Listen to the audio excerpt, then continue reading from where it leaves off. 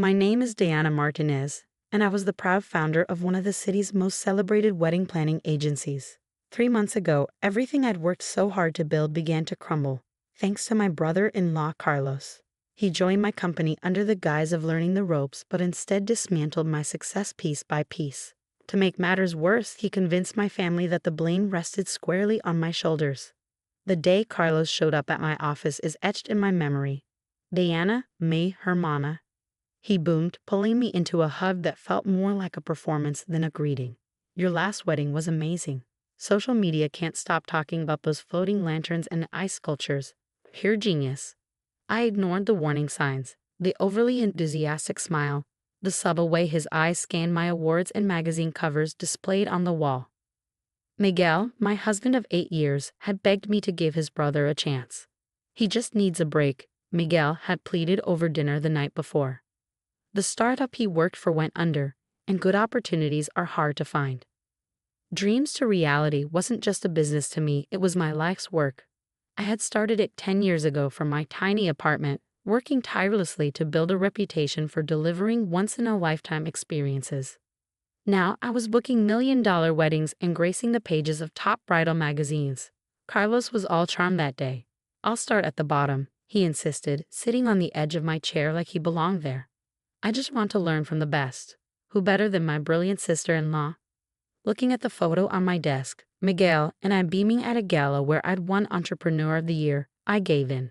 Fine, I said, my voice heavy with reluctance, but you'll start with the basics. Wedding planning is about more than just big ideas. It's about details, trust, and precision. Carlos nodded, but something in his expression felt off. I brushed it aside. At first he seemed eager to learn. He shadowed my junior planners, handled coffee runs, and won over the staff with his charm. But then the accidents began. A bride's flower order was inexplicably swapped from classic white roses to garish orange lilies. A critical seating chart was accidentally deleted. A vendor payment mysteriously disappeared.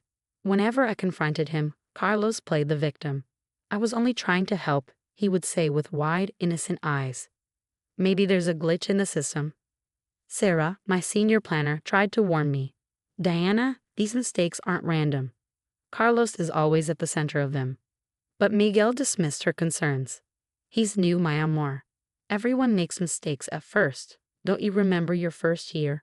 Yes, I remembered it vividly. Endless hours, meticulous triple checks, and a refusal to let any detail slip through the cracks. I had never made excuses. The Hendricks wedding was the tipping point. Emily Hendricks, the daughter of a powerful family, was counting on us for $1 million celebration that would cement our agency's reputation. Every detail was perfect. The Parisian gown, Thai orchids, and a custom menu by a Michelin-starred chef. Then, 2 days before the wedding, I got a frantic call from Emily. Diana, what is happening? Your brother-in-law just told me everything's been moved to the downtown convention center. My stomach dropped. What? The wedding is at the Grand Plaza. Well, Carlos said there was a pipe burst, and now he's talking about finding me a new dress because mine is stuck in customs. In a panic, I contacted the Grand Plaza. No pipe burst. The dress? Still in storage. But Carlos had already contacted vendors, redirecting them to a different venue. When I confronted him, he was all smooth deflection. I just wanted to be prepared. You've been so stressed, Diana. Maybe you should let go a little, delegate more. I couldn't believe his audacity. That night, I called a family meeting. I expected support, but Carlos had already spun his narrative. Diana's been under so much pressure, he said, his voice heavy with feigned concern. I've done my best to help, but she's been so paranoid, blaming me for everything. My in-laws nodded sympathetically. Mijita, Miguel's mother, said, maybe you need to take a step back. Carlos says you've been working too hard. My temper flared. Working too hard? He's sabotaging my business. Enough? Miguel snapped. Carlos is family. He's trying to help, and you're treating him like the enemy. You owe him an apology. The betrayal hit me like a punch. Apologize? To Carlos? I stormed out, the summer night doing little to cool my anger. My phone buzzed, another text from Emily, panicked about the chaos. Then came a message from Sarah. You need to see this. Carlos has been accessing our systems after hours. I found something. I straightened up, resolve hardening. Carlos might have fooled my family, but I wasn't about to let him destroy everything I built. It was time to gather proof and fight back. What I didn't know was that the Hendricks wedding was only the beginning. Carlos' plans would test not just my business, but my marriage and the very definition of family loyalty. Walking into the office the next morning, everything seemed normal. Deceptively so. The morning sun streamed through the windows, casting a warm glow on the rows of wedding photos lining the walls. Each image represented a flawless day I'd brought to life. Now, every one of them felt like a fragile illusion on the verge of collapse. Sarah was waiting at my desk, her laptop open and her expression grim. "You need to see this," she said, her voice low. She turned the screen toward me, displaying a series of system logs. Every night between 2 and 4 a.m., someone's been accessing client files, changing details, rescheduling appointments, all under Carlos's login. I leaned closer, scanning the entries, my chest tightened. He's deliberately targeting our highest profile clients. Sarah's expression darkened further. "And that missing vendor payment? Look at this." She opened a deleted email, showing a forged message from Carlos redirecting the payment to a different account. He claimed an urgent update to the vendor's banking details. The realization hit me like a punch. He's not just sabotaging weddings, he's trying to destroy our reputation. Before I could process it further, Carlos breezed into the office, a tray of coffee in hand. "Buenos dias," he chirped, his grin as bright as the sun outside. "Diana, I've been thinking about the Hendricks wedding. I know I overstepped, but I've got some ideas to make it even better." I forced a smile, suppressing the urge to call them out right then and there.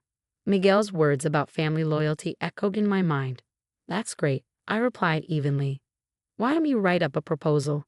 I'd love to see your vision." His eyes lit up, whether with genuine excitement or something more calculated. I couldn't tell anymore. The rest of the day was a blur of carefully orchestrated documentation. I tracked every mishap, saved screenshots, and backed up files to secure cloud storage. Sarah worked quietly beside me, compiling evidence to bolster our case. That evening, Miguel surprised me with takeout from my favorite restaurant. He set the table with extra care, even lighting a candle. "Mi amor," he said, his tone gentle but firm, "we need to talk about Carlos." My heart raced. Had he finally seen through his brother's lies? "He's really impressed everyone," Miguel continued, his voice laced with optimism. "I think it's time we give him more responsibility, his own accounts to manage." The wine glass froze halfway to my lips. "You're joking." "Why not? He's family, Diana. He has great ideas, and he's eager to learn." Eager to learn? I set the glass down carefully, trying to keep my voice steady. "Miguel, he's sabotaging my business." Miguel's expression hardened. "There you go again. When did you become so paranoid? This isn't like you." "Paranoid? I have proof." "Enough." Miguel stood abruptly, his chair scraping against the floor. "I can't watch you treat my brother like this. He made one mistake with the Hendricks wedding, and you've turned it into a vendetta." I stared at him, my partner, my confidant, the man who had always been my rock. Now he was willfully blind to the truth, or worse, refusing to see it. The days that followed were a careful balancing act. I played nice with Carlos, pretending to trust him, while quietly gathering the last pieces of evidence.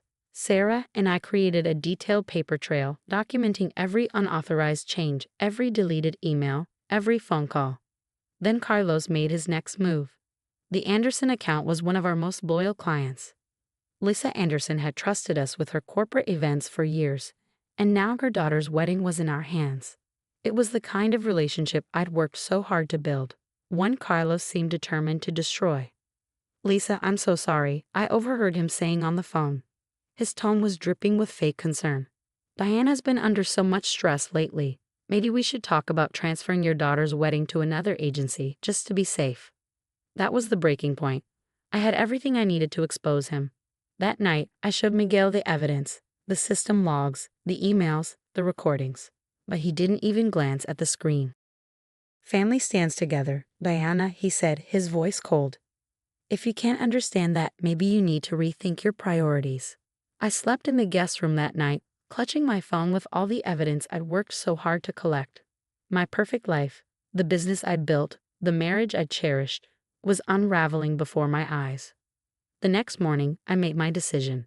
Family might stand together, but I hadn't built my company by letting others destroy it. Carlos's gain was over. It was time to fight back. What I didn't realize was that Carlos had already set his endgame in motion, and the fallout would be more devastating than I could ever have imagined. The beginning of the end came in the form of a company-wide email.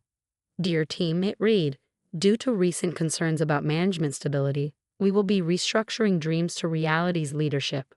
Carlos Martinez will take over as interim CEO during this transition period. My hands trembled as I stared at the screen. Somehow, Carlos had gained access to my admin credentials. He was making his move. Before I could react, my office door slammed open. Miguel stormed in, his face a storm cloud of rage, phone clenched tightly in his hand. Care to explain this? He demanded, shoving the screen in front of me. The photos made my stomach drop.